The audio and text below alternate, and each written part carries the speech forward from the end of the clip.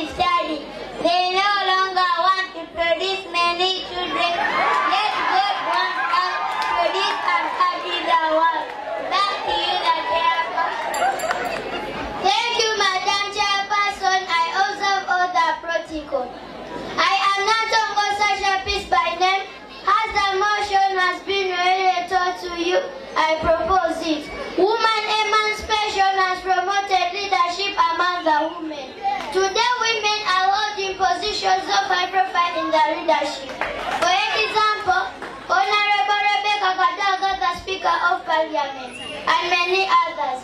All this is due to women emancipation, which has empowered all women. Back to you, the chairperson. Thank you, Madam Chairperson.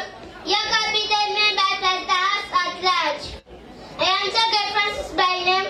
As the motion states on the blackboard, I think it was wrong written due to my views. That woman emancipation will lead to a high number of single mothers and single fathers. Because today, many women are highly educated and others are very rich. Men fear to marry them. In nature, men fear women who are above them. As a result today, most